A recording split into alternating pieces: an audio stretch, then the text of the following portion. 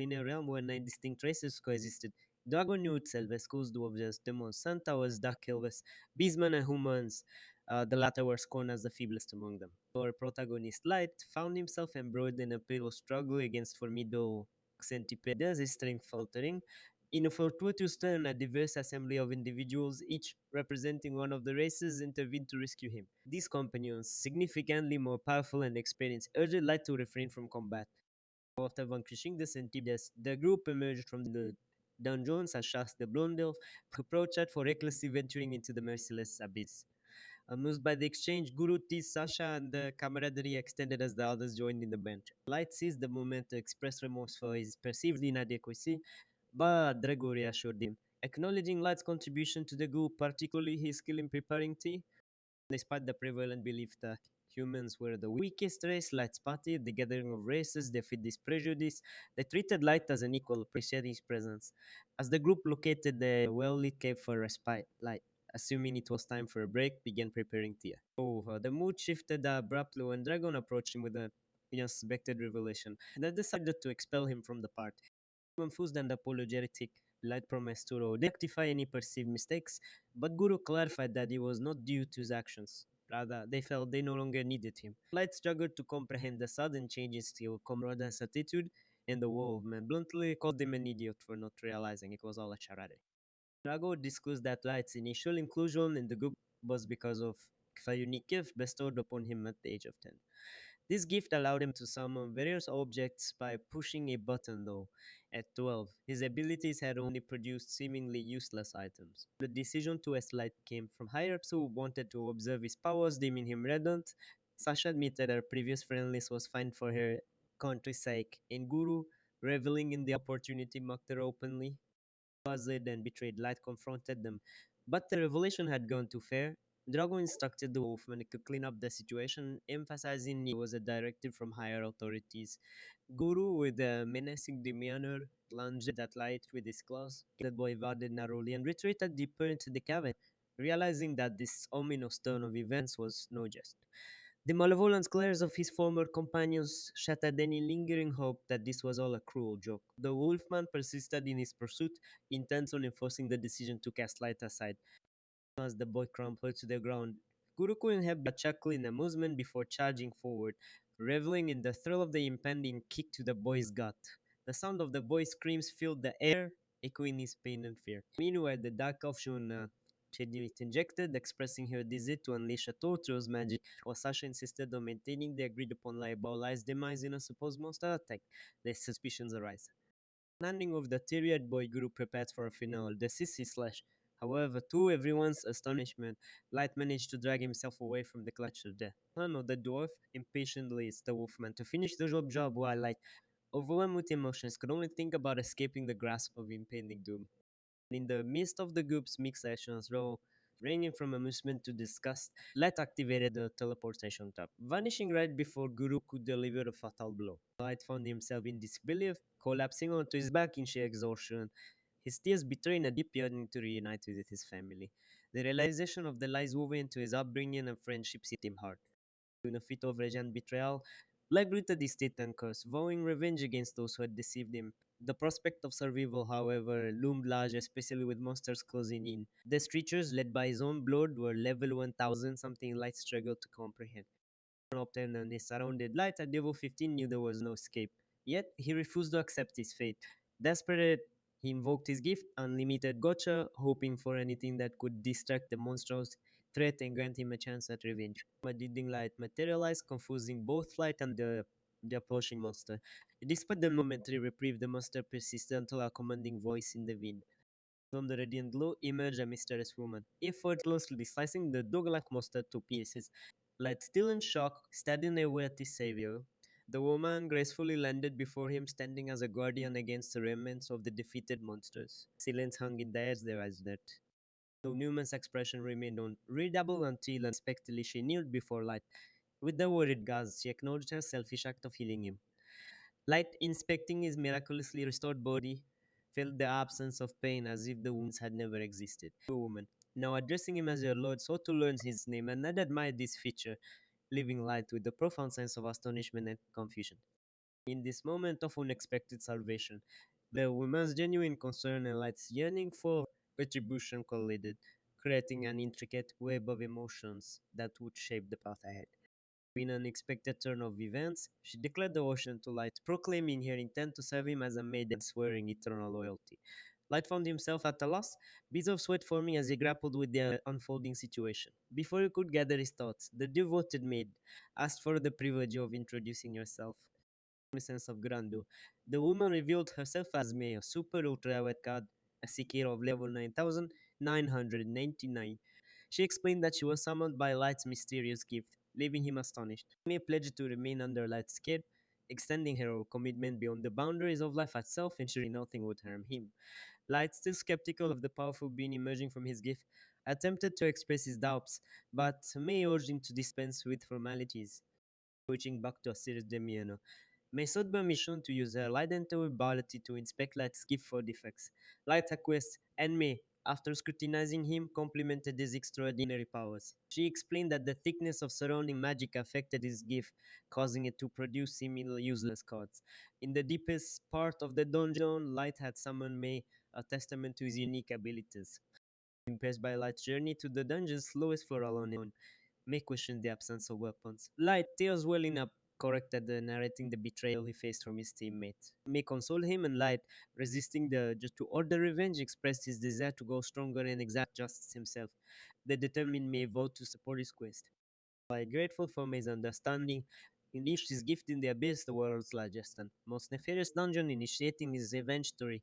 3 years later, in the deepest abyss halls, Light strolled through a castle filled with countless maids. He praised their efforts, and as he left, the maids, overcome with excitement from his words, erupted into screams. Unperturbed, Light encountered three women, Izuna, the true vampire knight, and Arya, engaged in a heated argument. Light's presence diffused the tension, and the three women welcomed him with joy, marking a new chapter in his journey of revenge. Told them Mage and awake the Mostet, Stammer he told them that there was something yet to tell the three. Two of them, but his words were interrupted by the presence of a Hilan, making Light freeze up for a moment because of wrote the memories from 3 years ago. Three women stood in front of Light, with a rage in their eyes as they were to protect him, which effectively scared the monster. Light told them that he was fine and started to pay the picture. Monster before it was announced that the prey had been caught, everyone started to cheer as they walked off with devil looks on their faces, ready to Nanak. The first part of the revenge Guru was seen at the major city of the world. Akira he was greeted by many people around him in excitement, while Guru loved all the praise that was being given to him sat in a bar that was happily still being complimented by the world.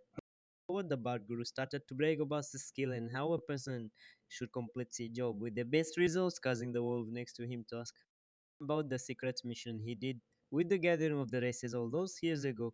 Guru couldn't say much since it was a job given by the country, but he was internally amused at how he had gotten so rich just by killing Letasad. Luminous feeling had caused a toast to the Wolfman as he felt like his senses smelled death and decided to focus his thoughts on how he's just going to be at the top soon enough. May walked into the room and caught the interest of Gurus. He asked what she wanted. The maid begged them to show her where Light last went to for a big conversation. Surprising Guru, he didn't know that the boy had noble blood. He put the thoughts aside as was too busy thinking about having some on phone and selling the woman. He was done telling me that he would accept the quest Guru Light and said that he was good friends with Light and made a false promise that he would escort May to the dungeon safely, but the wolfman knew what he wanted to do with the woman. When they were set accompanied by 10 other beastmen, the 12 of them entered. That Light was supposedly killed in Guru.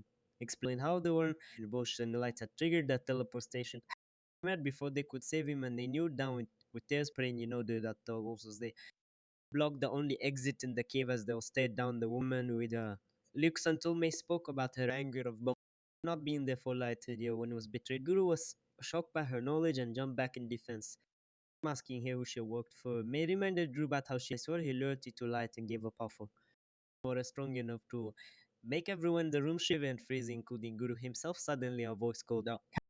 This I told you wasn't their turn that choosing Guru to weep his body around at the familiar voice once Light had pulled known as Hood the Wolfman. Instead, we shocked at the man who he thought was their Lightwave and gave a bright smile to Guru as excitedly told the Wolfman that he is there for his revenge after 3 long years. Guru stood in shock. Ori composed himself and started to laugh, still believing that Light was level 15 and couldn't win against him. Although Man didn't know how Light survived out there, but with that the dragon, Newts were going over him one. Ibi brought Light's court back with him. The boy scoffed at how brash and Guru was being, but Guru still believed that him and his men were stronger than the two in the room looking down on the two. Just because they were human, Guru laughed maniacally. Has called the boy naive for thinking that he could get his revenge against him, even if Man was there to protect him.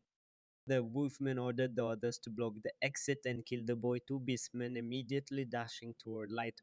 Hungry looks until their heads were suddenly cut clean off by Mayev, who started to shiver in fear but cool. Ordered them to calm down as they still believed they couldn't lose Light's side at the fact that Guru was still looking. None of them after that scene, even after 3 whole years, Guru was often the start to announce that they monsters could easily raise their levels compared to humans, who supposedly could not the same in this world when level determined their value in the world, and Guru felt that he was on top at level 158. Light didn't want to lose. More than as a human who didn't naturally have specialties and high levels like other races, the boy asked why they were heads rolling on the ground, but Guru believed that it was a trick and ordered everyone to prepare themselves or like wants to attack the small boy in such a small amount of time. Light uses stuff to swiftly beat up every single one of the beastmen, including Guru, sending them all flying, while May watched in the distance with adoring ideas. All of the beastmen coughed and was trying to recover from the heat as they tried to get back up, with like no reaction at all to the situation and instead was looking down at Guru with a cold look, asking him what was wrong. Guru looked up at Light with a rage chill.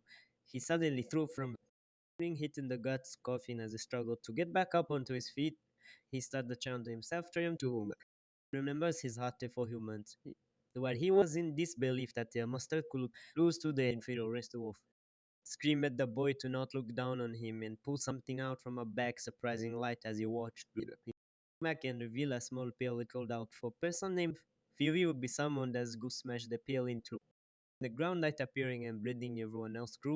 Grinasi explained that this was called the in the heart of the intense showdown. Now there is fear. The master ball clenched tightly in the hand of the enigmatic figure. Within its coffin lurked a formidable beast of unparalleled might, a creature with a staggering level of 500. But the anticipation hung thick in the air as the onlookers, minions of the enigmatic guru, gazed in away at the unfolding spectacle. The reluctant wielder of this extraordinary trump card, bearing the weight of its costly deployment, by this thanks in frustration. He grudgingly accepted the necessity of unleashing this monstrous entity, one that would obediently execute his every command upon shattering the ball. However, its loyalty came with a time limit of a mere hour. Was the monstrous form coiled around him, emitting a resounding roar. The realization dawned upon Guru's minions. Hope flickered anew within them, their faith in their leader's ability to turn the tide reignite. Guru himself, however, remained skeptical, convinced that his adversary was merely employing deceptive tactics against him. Threats of regret and promises of vengeance filled the tense atmosphere as Guru contemplated the appropriate use of his formidable trump card. Light, seizing the moment, interjected, questioning the authenticity of the level 500 monster. He dismissed it as weak against his own prowess, prompting a disbelieving laugh from Guru. Light, maintaining a resilience challenged Guru's confidence. The Wolfman continued his boastful tirade, suggesting that Light had resorted to a mere magical item. Guru taunted him, urging him to beg for mercy, reminiscent of their encounters from years past. Unperturbed, Light finally spoke, a smile playing on his lips. He assured Guru that he would remain in place, allowing the seemingly mundane trump card to unfold its power. Guru, offended by Light's lack of concern, commanded Fenrir, the Kenime master, to reduce Light to ashes using its devastating breath attack. Good everyone's shock, Light withstood the onslaught unscathed, casually wiping away the dust. Guru stared in disbelief, grappling with the inconceivable idea that Light possessed a vast power differential. Light undeterred reveals one trump card, a card that summoned Infinity at an astonishing level of 9,000. A mystic wolf crafted from pure light. Materialized behind Light, with a proud stance, Fenrir awaited his master's command. Light ordered it to dispatch Guru's monster effortlessly, freezing it with a mere breath before shattering it into oblivion. Light, now in control, pressed Fenrir and proceeded to peel the radiant creature. Guru fell to the ground in fear, demanded an explosion for Light, seemingly limitless power. Light, with a triumphant smile, revealed his own level, an astonishing 9,909. The room feels silent as the magnitude of light strength sank. The minions, once fearless, now quiver with dread. One of them, stuttering, admitted to having believed that the average human level was around what truth light. Light, casually correcting the misconception, disclosed that even May. Another figure shared his exalted level of 9,999. The truth dawned on Guru, realizing that Light's an unparalleled force to be reckoned. In a state of disbelief, Guru looked up at Light, his body trembling. The means behind him once loyal were now gripped by fear for their lives. The revelation that Light had maintained his appearance from 3 years ago only intensified Guru's shock. The boy before him was unmistakably the same, yet immeasurably more potent than ever. Guru, grappling with the reality of facing a true powerhouse, recognized that Light was not to be trifled. In the somber depths of his existence, Light might wielder the gift of immortality bestowed upon him by our mysterious gotcha present. He harnessed its power to halt his own growth, a deliberate choice to perpetually carry the weight of despair, sorrow, and rage that time had etched upon his soul. Was Guru, a trembling figure, locked eyes with the immortal boy? He couldn't escape the realization that this enigmatic being before him held the potential to end his existence. With an air of deference, Guru slammed his hands onto the ground, a desperate act of submission. He sought to atone for his perceived rudeness and hastily justified his attempt on Light's life. An apology hung in the air, accompanied by an excuse that he had merely followed orders from his country, claiming that Light could exercise unrestrained authority over other beastmen as long as Guru remained alive. However, the room bristled with discontent. Onlookers recoiled at Guru's apparent self-fine interest. Thus he pleaded for Light to recall the moments of camaraderie they had shared. The atmosphere remained charged with tension. Finally, Light, the arbiter of fate, spoke up, posing a question before considering any reprieve. Curiosity etched across his face. Light inquired about the enigmatic country that had issued the order involving a master. Guru, however, seemed genuinely ignorant, asserting that beastmen were kept in the dark about the intricacies of their missions due to their perceived inferiority compared to other races. In a desperate bid for survival, the other wolves, Yagari volunteered information, hoping to appease Light. Yame, quick to discern their deceit, left their intentions splattered across the floor. Word and terror enveloped Guru as Light pressed on, questioning if he believed in the possibility of overcoming all surface countries. Despite acknowledging Light's formidable strength, Guru considered the near impossibility of triumph against the weight of history, legendary weapons, and armor. Light, seemingly pleased by the authenticity of Guru's response, conjured a teleportation card. The Guru vanished into the light, leaving Guru bewildered. As his consciousness grappled with the unknown, they reappeared in a colossal chamber teeming with beings of diverse races. Homogeneous yet chaotic, they divided enough space for Light to traverse toward the Grand Throne. Seated there, he commanded a respectful word from the multitude. In an hour of authority, Light instructed everyone to reveal their status boards, message boxes flickered around the room, unveiling levels that transcended Duo's comprehension. Will I scrutinize him as Light explained history and endeavor, elevating the gathered beings through his singular might. The lingering question resurfaced, prompting Light to ponder the prospect of conquering all surface dwellers, revealing that even boundless power had its limits. But Guru couldn't answer and could only feel the life in him. In him lived body, making Light feel confident.